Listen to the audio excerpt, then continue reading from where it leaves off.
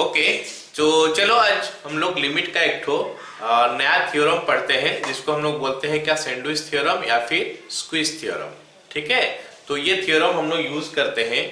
कुछ लिमिट जो होता है, हम लोग जो स्टैंडर्ड लिमिट पढ़ते हैं उसमें कुछ लिमिट जो होता है वो प्रोसीजर सारे में नहीं बन पाता है, तो उनको बनाने के लिए हम कुछ नया थ्योरम, नया उपाय सोचना पड़ेगा। तो उसके लिए हम लोग क्या करते हैं, यूज करते हैं सैंडविच थ्योरम। तो देखते हैं सैंडविच थ्योरम जो है वो होता क्या है। जैसे ये सैंडविच का नाम सुनते ही याद आ रहा होगा कि ब्रेड सैंडविच होता है। तो ब्रेड सैंडविच में क्या होता है बताओ, जैसे 2 स्लाइस रहता है ब्रेड का, उसका बीच में कुछ और रखते हैं, तो इसको हम लोग बोलते हैं सैंडविच। जस्ट लाइक दैट यहाँ पे भी हम लोग जब लिमिट पढ़ेंगे, सैंडविच थ्योरम जो पढ़ेंगे, तो उसमें भी कुछ उस टाइप का होने वाला है। बीच में कुछ रहेगा, उसका दोनों साइड में 2 चीज रहेगा। तो बीच में एक फंक्शन रहता है ना, उस फंक्शन का limit at a certain point जो है ऐसे मिलता नहीं होगा, अनडिफाइंड नहीं, निकाल नहीं पा रहे होंगे। लेकिन अगर हम स्क्वीजिंग थ्योरम यूज करेंगे तो हम उस पर निकाल पाएंगे। तो थ्योरम क्या है पहले देख लेते हैं कि f(x) एक फंक्शन है और 2 फंक्शन का भीतर में वो क्या हो गया, सैंडविच होके रहेगा। तो अगर हम लेफ्ट हैंड साइड का फंक्शन का लिमिट निकाल देंगे, फिर राइट हैंड साइड फंक्शन का लिमिट निकाल देंगे, तो बीच वाला फंक्शन का लिमिट भी उतना ही होगा अगर ये दोनों सेम है। तो अगर दोनों अलग अलग है तो मतलब बीच वाला फंक्शन का लिमिट एग्जिस्ट नहीं करता है, तो देखो यही थ्योरम है कि मान लेते हैं हमारा एक फंक्शन है, कौन सा फंक्शन है, f(x) है। मान लेते हैं हमारा पास एक फंक्शन f(x) है ना। तो f(x) का लिमिट वैल्यू निकालना है एट x = a, मतलब हमको निकालना क्या है, लिमिट x = a f(x), ये हमको निकालना है। लेकिन ड्यू टू सम रीजन, किस कारण मतलब हम लोग क्या इसका वैल्यू नहीं निकाल पाएंगे मान लेते हैं, है ना। तो इन दैट केस हमको निकालने के लिए कुछ तरीका तो इस्तेमाल करना पड़ेगा। तो वो केस में हम ये थ्योरम का यूज कर सकते हैं। ये जो f(x) है ना, ये और 2 फंक्शन का भीतर में सैंडविच होके है, देख सकते हो, इधर gx है और इधर हमारा hx है। ठीक है, तो हम क्या करने वाले हैं, लिमिट x → a f(x) ना निकाल के लिमिट x → a gx निकाल लेंगे। ये gx देख सकते हैं, इसका लिमिट निकाल लेंगे और लिमिट x → a hx निकाल लेंगे। ये दोनों फंक्शन का लिमिट मिल जाएगा तो ठीक है, नहीं मिलेगा तो हम लोग बोलेंगे कि limit x → a f(x) exist नहीं करता। अगर मिल गया तो ये दोनों का वैल्यू जितना है अगर सेम होगा तो फिर लिमिट का वैल्यू भी उतना ही होगा, limit x → a f(x) = L।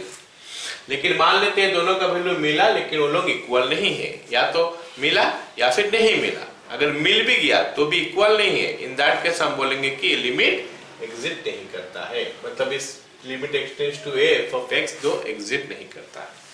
चलो इसका ऊपर कुछ क्वेश्चन करते हैं तो पता चलेगा कि इसका यूज कैसे होता है ना। चलो पहला क्वेश्चन करते हैं, ये लिमिट x → ∞ दिया है, सॉरी ये x → ∞ नहीं होगा, ये n → ∞ होगा। ठीक है, लिमिट n → ∞ होगा, limit n → ∞, okay. Then greatest integer of x plus greatest integer of 2x plus, ऐसे करते करते गए हम लोग ग्रेटेस्ट इंटीजर ऑफ nx तक पहुंच गए। तो फिर इसका वैल्यू क्या होगा वो हमको निकालना है। ठीक है, चलो तो एक्चुअली हम देख रहे हैं कि ये तो सीरीज टाइप का दिखाई दे रहा है मेरे को।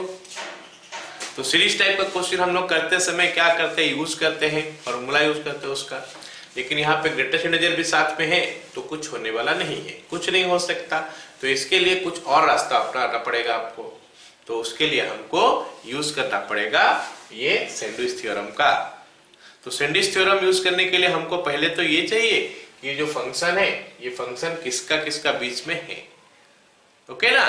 तो ये फंक्शन कौन कौन सा चीज का भीतर में है, क्या सैंडविच होके, तो देखते हैं। तो उसके लिए हम लोग ग्रेटेस्ट इंटीजर का डेफिनेशन याद करेंगे।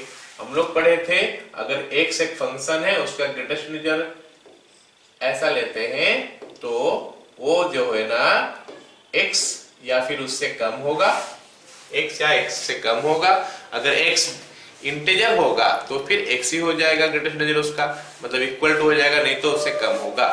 और x - 1 से ज्यादा होगा, मतलब ये जो चीज हम लोग कहाँ पे पढ़े हैं, ग्रेटेस्ट इंटीजर फंक्शन में। तो अगर मैं इसको जनरलाइज कर दूं कुछ ऐसा हो सकता है kx minus 1 less than kx का greatest integer less than equal to kx। तो ये हम जनरलाइज कर सकते हैं ग्रेटेस्ट इंटीजर फंक्शन के लिए। गॉट इट ना? ये बात हो गया। चलो अब देखते हैं कि हम लोग कैसे हेनरिच थ्योरम का यहाँ पे यूज करेंगे। सोचो यहाँ पे k का वैल्यू में 1 ले लिया। अगर k का वैल्यू 1 ले लिया तो it is coming what 1 into x minus 1 less than greatest integer of x okay less than equal to x। अगर k का वैल्यू 2 ले लिया तो 2 into x minus 1 less than 2x का greatest integer less than equal to 2x। ऐसे ही अगर मैं कहां तक चले जाऊं बताओ, n तक चले जाऊं, k का वैल्यू n तक ले लिया तो फिर ये जो चीज है ये क्या बनने लगेगा कि nx माइनस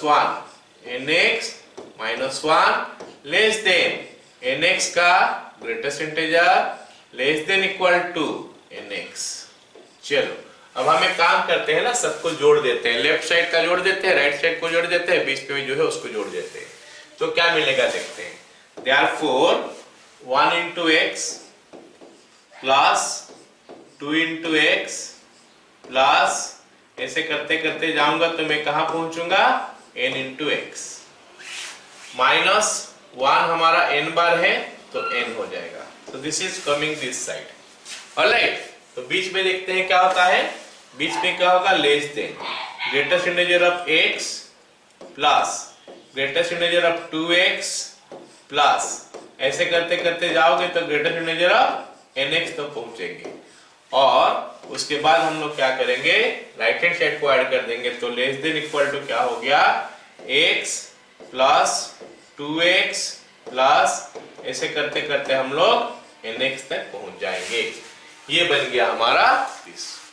लेकिन हमको जो फंक्शन का लिमिट वैल्यू निकालने के लिए बोला वो तो इसका है, तो इसमें क्या है बाय n स्क्वायर भी है। तो हम क्या कर सकते हैं इसमें बाय n स्क्वायर डिवाइड कर सकते हैं थ्रू आउट, इधर भी इधर भी इधर भी। इनइक्वालिटी साइन कुछ चेंज होगा नहीं क्योंकि n टेंड्स टू इनफाइनाइट है और हम इनफाइनाइट का स्क्वायर कर रहे हैं। ओके, तो प्लस इनफिनिटी आएगा तो कोई चेंजेस नहीं आएगा इनइक्वालिटी साइन में। तो ये कुछ अभी ऐसे हो जाएगा, इम्प्लाइज क्या हो जाएगा बोलो 1 into x plus 2 into x plus ऐसे करके हमारा n into x। एक काम करते हैं ना, इसको हम नेक्स्ट पेज में लिखते हैं, नीचे लिखेंगे, ठीक है, लिखते हैं minus n divided by n square less than greatest integer of x plus greatest integer of 2x plus ऐसे करते करते हम लोग ग्रेटेस्ट इंटीजर ऑफ nx में आ गए divided by n square less than equal to 1 into x plus 2 into x plus ऐसे करके हम nx तक आ गए डिवाइडेड बाय n स्क्वायर। अब हम देख सकते हैं कि ये जो फंक्शन है, कौन सा फंक्शन बताओ, ये जो फंक्शन है ये फंक्शन ना ये दोनों का बीच में सैंडविच होके है। लेकिन बोलोगे सर आप तो पढ़ाए थे कि fx जो है वो gx और hx के बीच में होना चाहिए, दोनों तरफ लेस देन इक्वल टू होना चाहिए। चल जाएगा, अगर एक तरफ लेस देन इक्वल टू है एक तरफ लेस देन है तो काम बन जाता है ना, कोई दिक्कत नहीं होता है। ठीक है, तो इतना हो गया। इसका मतलब है कि अगर मेरे को इसका लिमिट वैल्यू निकालना है बीच वाला का तो मैं इसका निकाल सकता हूं। यही तो बोला है कि इसका लिमिट वैल्यू निकालो, लेकिन उसके लिए हम क्या करेंगे जीएस का निकालेंगे और एचएस का निकालेंगे। तो let us find out the limit value of those two. अगर वो दोनों इक्वल हो गया तो हम बोल लेंगे कि उसका भी लिमिट वैल्यू वही है। तो हम ये लेफ्ट हैंड साइड में लेते हैं, इसको मैं काम करता हूं, इसको gx नाम दे देता हूं, इस चीज को gx नाम दे देता हूं और इस चीज को hx नाम दे देता हूं। ऑलराइट, ये हमारा fx हो गया। तो दिस इज योर fx। तो हम gs का लिमिट वैल्यू पहले निकालते हैं। ऑलराइट, तो limit x tends to infinite gx is equal to limit extends to infinite G S value लिखते हैं, limit n tends to infinite, sorry limit n tends to infinite है यहाँ पे, तो limit n tends to infinite G S value हो गया हमारा क्या, x कॉमन ले लेता हूं तो आ गया 1 प्लस 2 प्लस ऐसे करके हमारा n तक आ गया minus n divided by n square. So it will make it what, limit n tends to infinite, ये हो गया x into n plus 1 by 2, ये उसका फॉर्मूला हो गया minus n by n square. So that will make it what, यहाँ पे देख सकते हैं, चलो मैं एक लाइन और कर लेता हूं ताकि अच्छी तरह हमको नजर आए। Limit n tends to infinite, ये हो जाएगा n square plus n, okay, साथ में x भी आ जाएगा minus 2n whole divided bye, नीचे हमारा 2n स्क्वायर आ गया। तो हम देख रहे हैं क्या अभी, चलो एक लाइन और लिखता हूं फिर से, limit n tends to infinite, this is n square into x plus nx minus 2n by 2n square. तो हम देख सकते हैं कि इनफाइनाइट लिमिट है, और इनफाइनाइट लिमिट में हमको आंसर पता होता है कि डिग्री अगर निकाल देंगे तो पता चल जाता है, ऊपर का डिग्री 2 नीचे का डिग्री 2, तो हाईएस्ट पावर का कोफिशिएंट को डिवाइड कर दो, इसमें हाईएस्ट पावर हो गया n स्क्वायर जिसका कोफिशिएंट x है, नीचे में हाईएस्ट पावर हो गया n स्क्वायर फिर जिसका कोफिशिएंट 2 है, तो ये x/2 हो गया आंसर, ये GS के लिए। अभी हम एक काम करते हैं, HS के लिए निकालते हैं, GS का तो निकल गया, अभी हम एक काम करते हैं कि HS का लिमिट वैल्यू निकालते हैं, ठीक है ना, HS का लिमिट वैल्यू निकालते हैं, कितना होता है देखते हैं, ओके। तो HX हमारा है क्या, limit x tends to n tends to infinite hx is equal to limit n tends to infinite, then what is it, 1 into x, या फिर x कॉमन ले लो तो आ जाएगा 1 प्लस 2 प्लस ऐसे करके हम n लिख सकते हैं, नीचे में हमारा n स्क्वायर आ गया, ओके। तो that part will not be there, divided by n square आ गया, तो ये जो पार्ट है ये पार्ट हमारा है नहीं। कौन सा पार्ट बताओ, तो यहाँ पे ये वाला पार्ट हमारा है नहीं, कौन सा पार्ट, ये जो n यहाँ पे था एक्स्ट्रा, यहाँ पे n नहीं है, तो 1 into x 2 into x ऐसे करके n into x, x common ले लिया तो 1 plus 2 plus dot dot n, okay.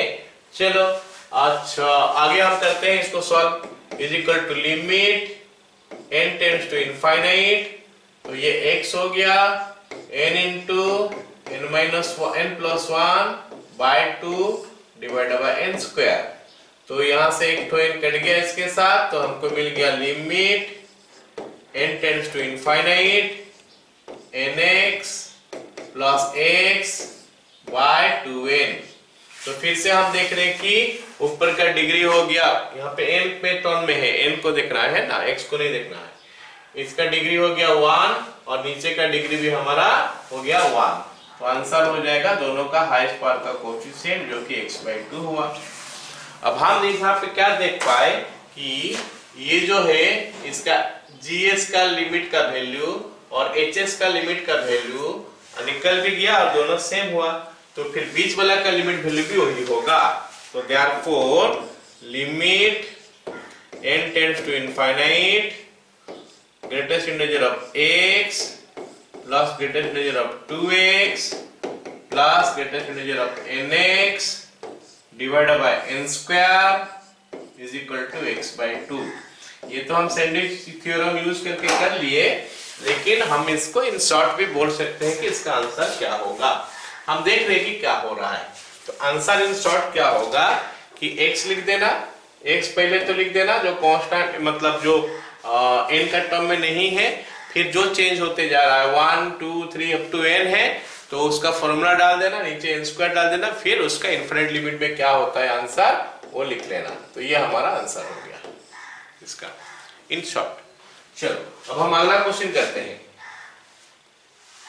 अगला क्वेश्चन जो है ना, मैं इसको पूरा तो करूंगा नहीं, वही अभी जो शॉर्ट पे बताया वो शॉर्ट पे बता दूंगा। खाली एक पॉइंट यहाँ पे हमको नोट करना है।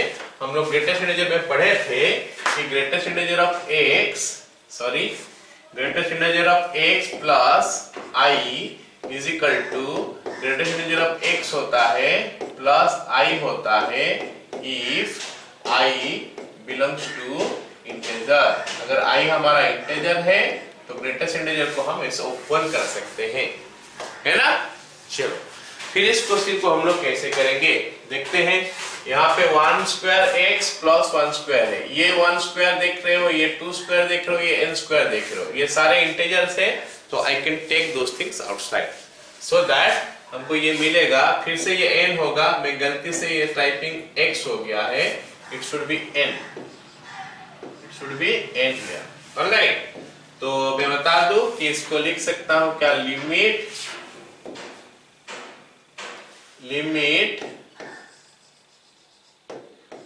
n tends to infinite 1 square into x का greatest integer plus 1 square plus 2 square into x का ग्रेटेस्ट इंटीजर प्लस 2 स्क्वायर। ये फॉर्मूला मैं यूज कर रहा हूं, ठीक है। ये फॉर्मूला यूज करके मैं इसको बता रहा हूं। प्लस ऐसे करते करते मैं जाऊंगा तो plus n square into greatest integer n square into x का greatest integer plus n square whole divided by हमारा आंसर नीचे आ गया कितना, n क्यूब। सही है, क्लियर। चलो अब हम लोग क्या करेंगे, is equal to limit n tends to infinite 1 square into x plus 2 square into x plus n square into x। ये हमारा ग्रेटेस्ट इंटीजर सबकी सभी के साथ रहेगा by this is your n cube. ये हमारा एक पार्ट हो गया, प्लस बाकी जो छूट गया उसको अलग से लिख देते हैं। 1 स्क्वायर प्लस 2 स्क्वायर प्लस ऐसे करके हम लोग क्या n स्क्वायर तक लिखेंगे divided by n cube. All of you getting it ना, ओके। चलो अब इसका जो है ना मैं आंसर बता दिया कि क्या होता है। Limit n tends to infinite करने का तरीका सैंडविच थ्योरम है, वो कर सकते हो, लेकिन मैं बता दिया कि इसका आंसर कैसे होता है। सैंडविच थ्योरम अगर यूज करोगे तो हम स्टार्ट करेंगे ऐसा, k square into x less than k square into x minus 1 less than k square into x का greatest integer less than equal to k square into x। तो यहीं से स्टार्ट करना है, फिर k का वैल्यू 1 डालो, 2 डालो, ऐसे करके हम लोग n तक डाल सकते हैं, करके वो निकाल सकते हैं। बट मैं जस्ट बताया क्योंकि ये हमारा स्कूल का बोर्ड में तो आने वाला नहीं है, इन शॉर्ट इसका आंसर हम लोग जान लेते हैं। 1 नंबर क्वेश्चन में तो हम पूरा बता दिए कि कैसे हो रहा है, बाकी इसमें इसका आंसर क्या होता है इन शॉर्ट हम लोग पता कर लेते हैं क्या होता है, ठीक है। तो ये पार्ट तो हमारा इनफाइनाइट लिमिट हो ही गया, तो ये n into n plus 1 into 2n plus 1 divided by 6 होता है, जो कि इसका फॉर्मूला है। नीचे हमारा n क्यूब डिवाइड हो गया। चलो ये इधर आ गया। इसमें क्या होता है, जो वेरिएबल है उसको हटाओ, वेरिएबल है जो हटाओ, सॉरी कांस्टेंट जो है उस हटाओ x, बाकी इसका आंसर यही टाइप का ही होने वाला है। मतलब क्या हो जाएगा, ये 1 square plus 2 square plus n square, okay, divided by n cube. So this is what you are going to gate.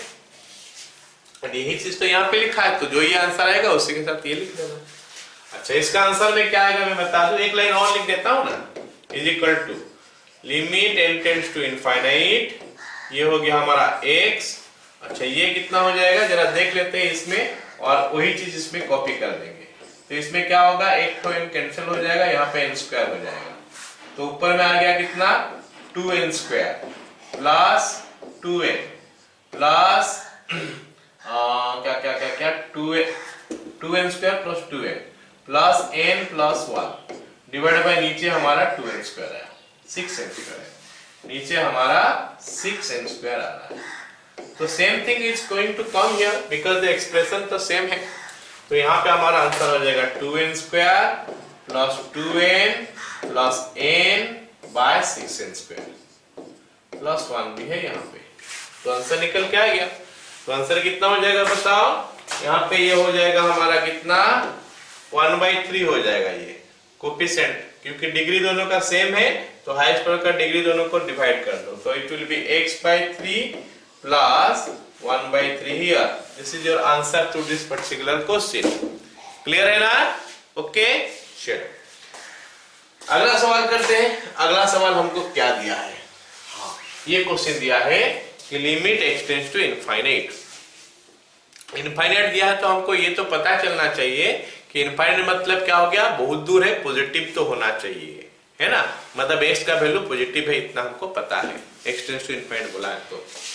Anyway यहाँ पे हम अगर चाहेंगे तो लिखना तो ऐसे लिख सकते हैं, लेकिन इन द वे अगर प्रोसेस में करेंगे तो हम कैसे करते हैं देखो, लिख सकते हैं आंसर हम लोग डायरेक्टली भी लिख सकते हैं। इसका कितना आ रहा है, ये तो -1 से 1 का बीच में आएगा, क्योंकि साइन कुछ भी वैल्यू पुट कर लो -1 से 1 का बीच में आता है, नीचे इनफाइनाइट आता है, तो -1 से 1 बाय इनफाइनाइट हो गया हमारा कितना 0।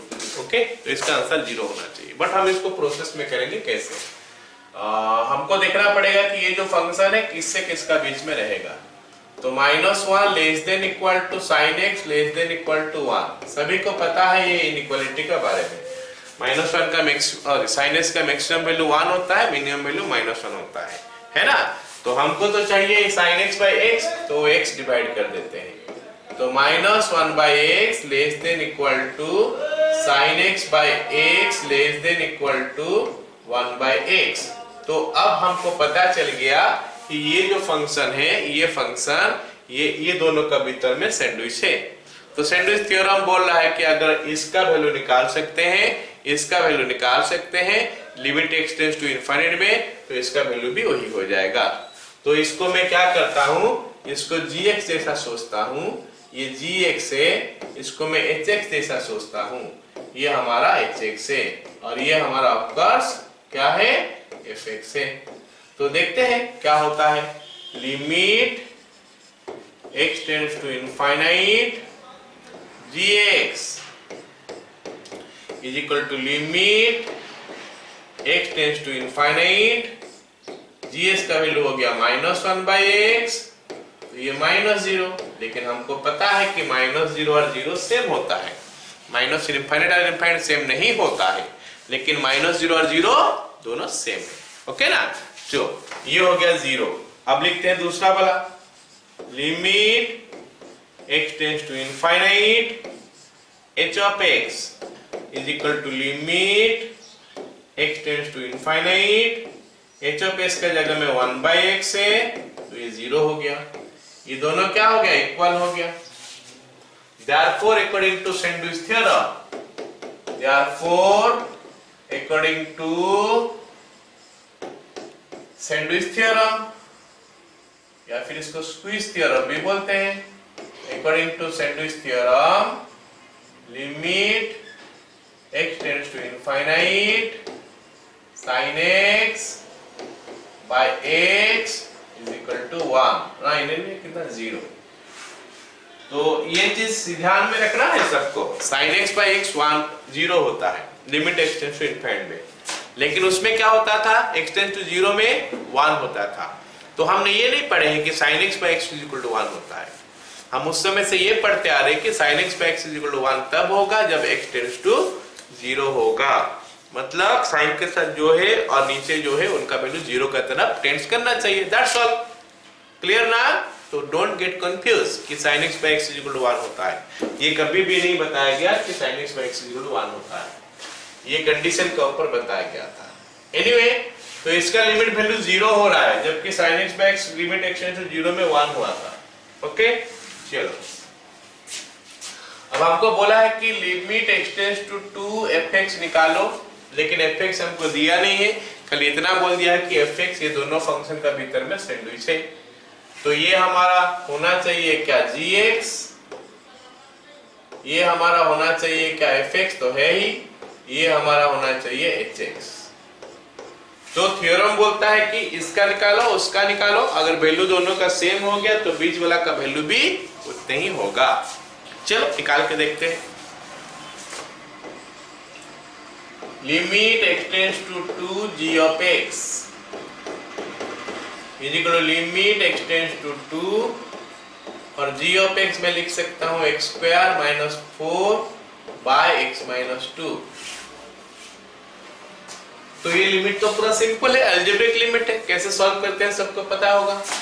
तो इसको लिख सकता हूं क्या, limit x tends to 2 x plus 2 into x minus 2 by x minus 2। तो x माइनस कट गया, 2 प्लस 2 हो गया कितना, 4। मतलब ये GS का लिमिट वैल्यू जो है 4 आ गया। अब देखते हैं कि इसका लिमिट वैल्यू क्या आता है।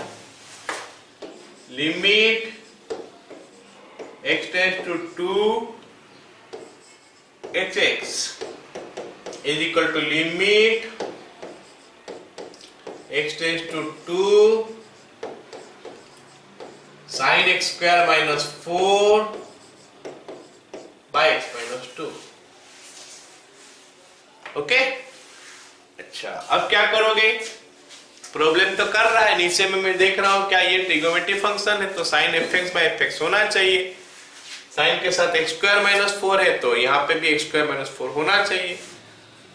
फिलहाल हमारा x माइनस 2 है, तो we'll have to do something to make it x minus 4, x square minus 4। तो हम क्या करें, प्लस मतलब रेशनलाइज कर देते हैं, is equal to limit x tends to 2 sin x square minus 4 divided by x minus 2 into x plus 2 whole into x plus 2। Done ना। तो ये बन गया क्या, limit x tends to 2 sin x square minus 4 by x square minus 4 into x plus 2। So ये जो है ना बन गया हमारा कितना, 1, ये वो 2 प्लस 2, तो this is equal to 1 into 2 plus 2, तो 4 हो गया। तो क्योंकि दोनों का वैल्यू सेम हो गया gx और hx का, therefore according to sandwich theorem, so according to sandwich theorem, तो सैंडविच थ्योरम का हिसाब से क्या होना चाहिए कि बीच वाला का भी लिमिट वैल्यू उतना ही होना चाहिए। लेकिन ये जो क्वेश्चन हम लोग 2-3 ठो किए ना, उसमें से हमको ये जो दिखाई दिया कि hs का लिमिट वैल्यू और क्या gs का लिमिट वैल्यू सेम आ रहा है। लेकिन सैंडविच थ्योरम में हर क्वेश्चन में सेम आएगा ऐसे जरूरी नहीं है, हो भी सकता है नहीं भी हो सकता। ये अलग बात है कि जो एग्जाम्पल में लिया उस सब में हो गया। इसमें अगर कुछ और दे देता, इसका लिमिट वैल्यू 4 नहीं आता, तो फिर हम करते क्या, तो फिर हम ये लिखते कि limit x tends to 2 f of x does not exist. अभी क्या एग्जिस्ट कर रहा है, क्योंकि ये दोनों का वैल्यू सेम निकला। क्लियर। चलो अगला वाला क्वेश्चन करते हैं। हाँ, अगला वाला क्वेश्चन दिया है मेरे को क्या, sin 1 by x, sin 1 by x। तो अगर हम लिखेंगे minus 1 by x minus 1 less than equal to sine 1 by x less than equal to 1, तो ये हमारा gx हो गया और ये हमारा hx हो गया। तो हम क्या लिखेंगे अभी, limit x tends to 0 gx is coming something like this, limit x tends to 0 1 या फिर -1। तो इसका आंसर जो है -1 आया, क्योंकि x टेंड्स टू 0 है और इसमें x तो है ही नहीं, तो आंसर आ गया क्या, -1। जस्ट लाइक दैट अगर मैं लिमिट x टेंड्स टू 0 ये कर लू, limit x tends to 0 hx कर लू, तो ये बन गया हमारा limit x tends to 0 hs का जगह में 1 हुआ, आंसर आ गया 1, क्योंकि यहाँ पे x है नहीं। अब बात हो गया कि इसका gs का लिमिट वैल्यू और hs का लिमिट वैल्यू सेम नहीं निकला। क्योंकि सेम नहीं निकला तो हम बोलेंगे कि इसका लिमिट वैल्यू भी एग्जिस्ट नहीं करता। सो अकॉर्डिंग टू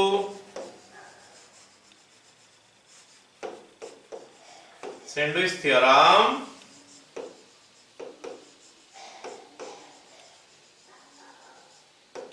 ओके,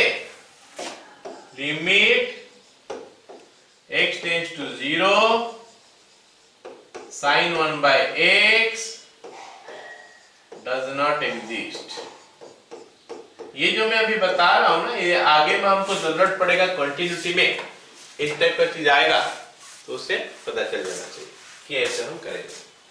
चलो अगला क्वेश्चन देखते हैं, क्या है, limit x tend to this much. Okay, चलो देखते हैं कि इस क्वेश्चन, ये क्वेश्चन का लिमिट वैल्यू एग्जिस्ट करता है कि नहीं।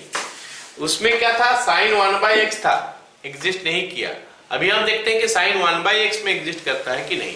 ऑलराइट, चलो देखते हैं क्या लिखेंगे हम। ये वैल्यू कहां से कहां तक है हम सबको पता है, -1 less than equal to sin 1 by x less than equal to 1। ये हमको पता है कि ऐसा होता है, -1 से 1 का बीच में वैल्यू रहता है ना।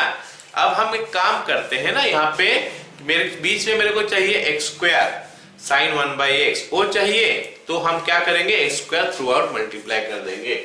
तो क्या लिखेंगे, क्या लिखेंगे -x² less than equal to x² sin 1 by x less than equal to x²। तो जब हम लोग इनइक्वालिटी में कोई भी चीज मल्टीप्लाई करते हैं ना, हम हमेशा थोड़ा केयरफुल रहना पड़ेगा हमको। किस चीज का ऊपर केयरफुल रहना पड़ेगा कि वो जो फंक्शन जो मल्टीप्लाई जो भी एक्सप्रेशन मल्टीप्लाई कर रहा हूं, क्या वो पॉजिटिव है या नेगेटिव है, पता है तो ही मल्टीप्लाई करेंगे। अगर पता नहीं है पॉजिटिव या नेगेटिव तो मल्टीप्लाई नहीं कर सकते। क्यों नहीं कर सकते, क्योंकि इनइक्वालिटी का साइन चेंज होने का चांसेस रहता है। जब पॉजिटिव क्वांटिटी मल्टीप्लाई करोगे चेंज नहीं होगा, नेगेटिव क्वांटिटी मल्टीप्लाई करोगे तो चेंज हो जाएगा। लेकिन हमको अगर पता ही है कि ये पॉजिटिव है या फिर ये नेगेटिव है, तो इन दैट केस हम मल्टीप्लाई कर सकते हैं। फिलहाल यहाँ पे मैं x² मल्टीप्लाई इसीलिए कर दिया क्योंकि मेरे को पता है कि x² का वैल्यू नेगेटिव तो हो नहीं सकता। That is why the inequality का साइन एज इट इज रहने वाला है ना। चलो अब हमारा ये हो गया gx और ये हो गया हमारा hx, ये hx हो गया, gx हो गया। लिमिट वैल्यू निकालते हैं, limit x tends to 0 gx is equal to limit x tends to 0 -x² is equal to -0 is equal to 0। Same निकला। ओके, फिर यार दूसरा वाला निकालते हैं, limit x tends to 0 hx is equal to limit x tends to 0 x²। तो value आ गया 0, तो दोनों सेम हो गया। Therefore, according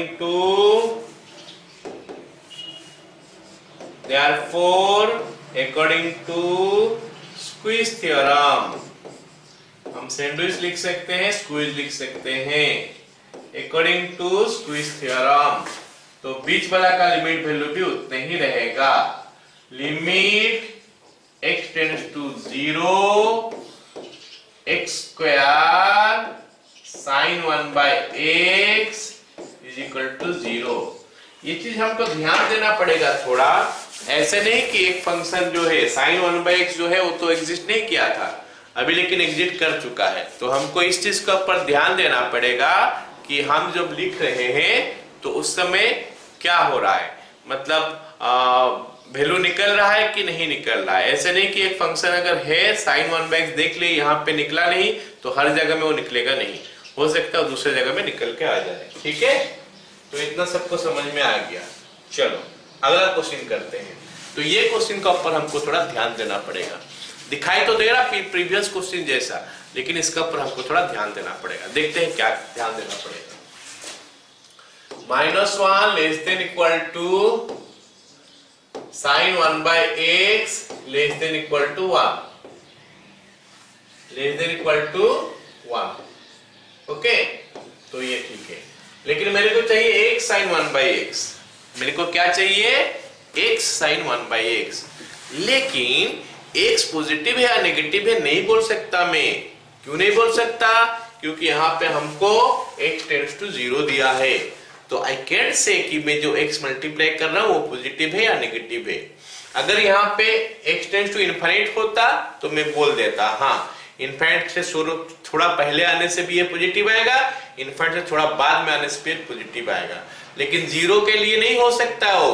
तो जीरो के लिए क्या होगा, जीरो का थोड़ा राइट जाओगे तो पॉजिटिव आएगा, थोड़ा लेफ्ट आओगे तो नेगेटिव आएगा। इसका मतलब अब मैं x मल्टीप्लाई नहीं कर सकता। तो फिर क्या उपाय है, कैसे करें इस क्वेश्चन को? तो इसके लिए हम क्या करेंगे, थ्रू आउट मॉड ले लेंगे। अगर मॉड ले लेंगे ना तो ये वैल्यू हमारा 0 से 1 के बीच में आ जाएगा। तो 0 less than equal to sine 1/x का mod less than equal to 1। Okay, तो इतना याद होना चाहिए सबको कि -a less than x less than a अगर होता है तो 0 less than mod x less than a होता है। ये हम पहले भी पढ़े एक इक्वलिटी। तो यहाँ पे अगर इक्वलिटी साइन दे देगा तो यहाँ पे फिर ये सब जगह में इक्वल टू आ जाएगा। मतलब ये माइनस दिखाई दे रहा है, ये माइनस नहीं है ना, यहाँ पे ये माइनस नहीं है। ठीक है, चलो तो ये हम पहले सीखे। ये हम स्क्वायर करते समय भी ऐसे ही करते हैं, जब नेगेटिव से पॉजिटिव होता है तो स्क्वायर करते हैं 0 से, ये दोनों नंबर से जो बड़ा होगा जिसका स्क्वायर वही लिखते हैं। तो दैट इज व्हाट मॉडुलस में भी हम करेंगे। चलो अब हम क्या करेंगे, मॉड x मल्टीप्लाई कर देते हैं। तो 0 into mod x less than equal to mod x into sine 1/x। हम यहाँ पे स्टेप स्किप कर सकते थे, मैं पूरा डिटेल्स में बता रहा हूँ। Less than equal to mod x into 1। Okay, तो क्या हो गया, ये 0 इंटू मॉड x है। समझ में आ रहा है कि नहीं? 0 इंटू मॉड x, तो ये मॉड x इंटू 1 हो गया। तो ये बन गया हमारा क्या, 0 इधर, लेस देन इक्वल टू एक मॉड का अंदर लिख देते हैं, एक sine 1/x mod less than equal to mod x। तो ये अभी हमारा हो गया gx, ये हमारा हो गया hx। तो ये हमारा फंक्शन हो गया सैंडविच फंक्शन। अब हमको क्या करना है कि ये वैल्यू निकालना है, ये वैल्यू निकालना है। अगर दोनों का सेम हुआ तो बीच का भी वही होगा। Therefore limit x tends to 0 gx is equal to limit x tends to 0, ये 0 है, इज इक्वल टू 0।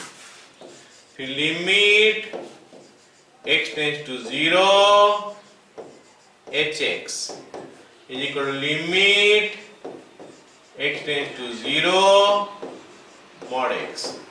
तो ये मॉड x का वैल्यू x टेंड्स टू 0 में क्या होता है, 0 डालने से 0 हो जाएगा। तो ये 0 हो गया। LHL भी देखना 0 जा रहा है, RHL भी 0 जाएगा। ठीक है, तो ये दोनों सेम आ गया। तो इन दैट केस हम क्या बोलेंगे, so according to sandwich theorem, so according to sandwich theorem, according to sandwich theorem, limit x tends to 0 mod of x sin 1/x is equal to 0। लेकिन हमको सवाल में तो ये नहीं पूछा है, सवाल ने हमको ये नहीं पूछा है। तो हम क्या करें, एक काम करते हैं ना, ये लिमिट को इसका अंदर ले लेते हैं। लिमिट को अंदर ले लेंगे तो कुछ ऐसा आना चाहिए, limit x tends to 0 x sine 1/x का मॉड इज इक्वल टू 0।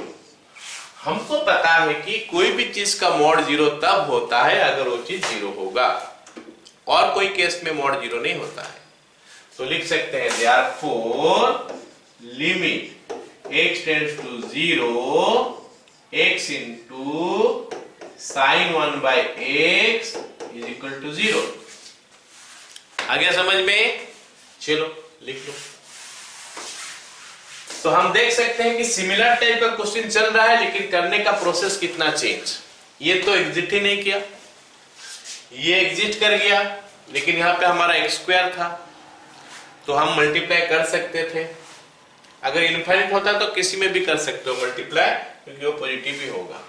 लेकिन जब वो x स्क्वायर से x आ गया ना तो हम नॉर्मल नहीं कर पाए, क्योंकि हमको पता नहीं चला कि x पॉजिटिव या नेगेटिव है, तो उस केस में हमको पूरा करना पड़ा।